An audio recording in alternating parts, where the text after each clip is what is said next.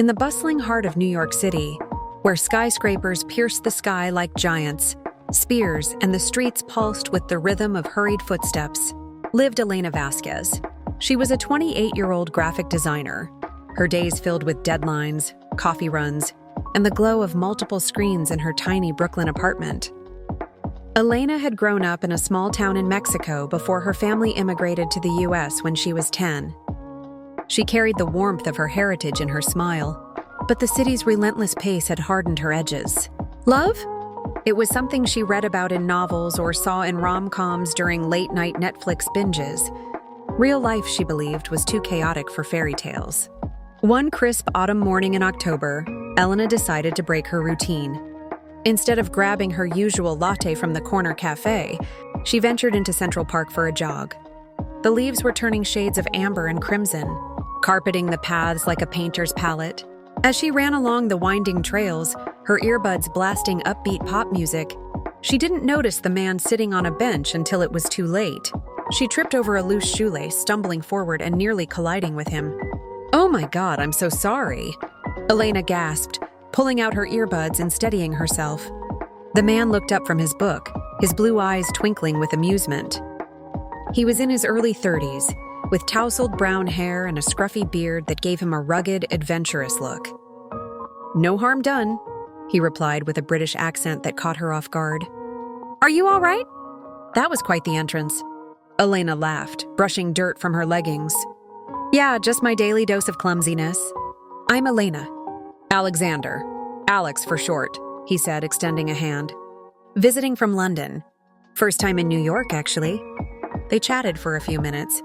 Alex was a travel writer, exploring the world one city at a time. He had come to the Big Apple to research his next book on urban hidden gems. Elena, intrigued by his stories of far-off places like the markets of Marrakech and the beaches of Bali, found herself lingering longer than planned. "You should see the park's secret spots," she suggested impulsively. "I know a few off the beaten path." To her surprise, Alex agreed. They spent the afternoon wandering through lesser-known areas of Central Park, the Shakespeare Garden blooming with roses, the quiet conservatory pond where model boats sailed lazily, and even a hidden waterfall tucked away in the North Woods. As they talked, Elena learned that Alex had lost his fiancée 2 years ago in a car accident, which had propelled him into his nomadic lifestyle. "Traveling keeps the memories at bay," he admitted softly, staring at the water. Elena shared her own scars, her parents' divorce when she was a teen, the pressure of being the first in her family to graduate college, and the string of failed relationships that left her wary of vulnerability. "I guess we're both running from something," she said. By sunset, as they sat on a hill overlooking the city skyline, a spark had ignited. Alex's hand brushed hers accidentally, sending a shiver down her spine. "This has been the best day of my trip," he confessed. "Would you like to grab dinner?" Elena hesitated, her heart racing. But something in his eyes, genuine, kind, made her say yes. Over the next few weeks, their connection deepened. Alex extended his stay in New York, renting a sublet in Manhattan. They explored the city together, late-night walks in Times Square, picnics in Bryant Park, and even a ferry ride to Staten Island where they watched the Statue of Liberty glow under the stars. Elena introduced him to authentic Mexican cuisine at her favorite hole-in-the-wall taqueria, and Alex shared stories of his childhood in the English countryside, painting vivid pictures of rolling hills and cozy pubs. One evening, under the twinkling lights of the Brooklyn Bridge, Alex kissed her for the first time. It was soft, tentative, but filled with promise. "Elena, you've made this city feel like home," he whispered. But as their romance blossomed, doubts crept in. Alex's visa was expiring in a month, and his next assignment was in Tokyo. Elena's career was thriving. She had just landed a promotion that required more hours. "What happens when you leave?" she asked one night, lying in his arms in her apartment. "We'll figure it out," Alex replied, but his voice held uncertainty. Little did they know, fate had more twists in store. As the days turned into weeks, Elena and Alex's relationship faced its first real test. Alex's publisher demanded he return to London for edits on his upcoming book, cutting his New York stay short by 2 weeks. The news hit like a cold wave.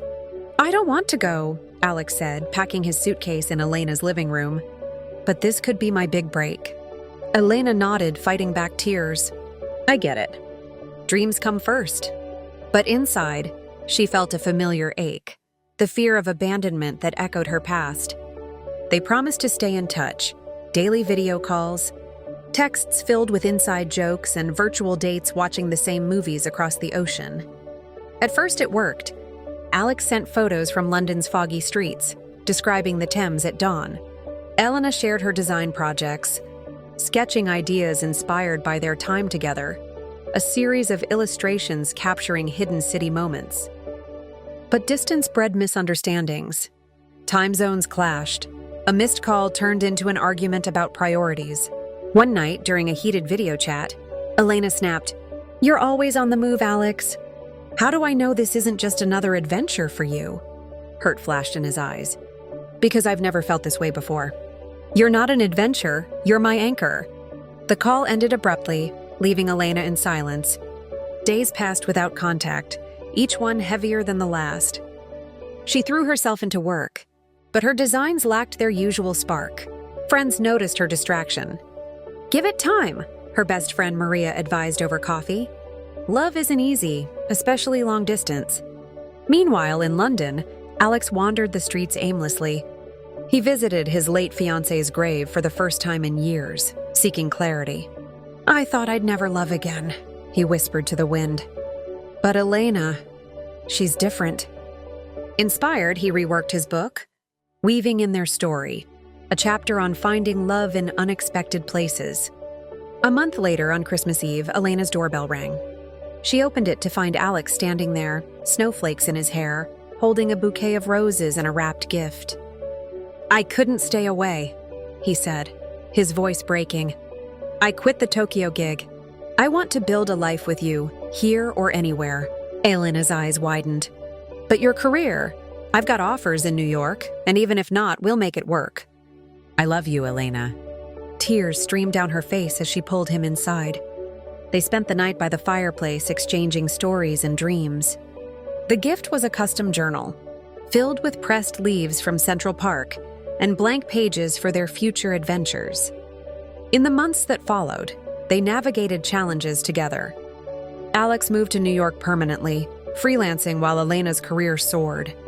They traveled when they could, to Mexico for her family's reunion, where Alex charmed everyone with his broken Spanish, and to England to meet his parents, who welcomed Elena like a daughter. One spring day, back in Central Park where it all began, Alex got down on one knee. "Elena Vasquez, will you marry me? Let's turn our story into forever." "Yes," she whispered as joggers and birds bore witness. Their wedding was a blend of cultures, mariachi music, English tea, and vows exchanged under a canopy of blooming cherry blossoms. Years later, with a home in Brooklyn and two kids who loved hearing how mommy tripped into daddy's life, Elena and Alex knew their love wasn't a fairy tale. It was real, messy, and utterly beautiful.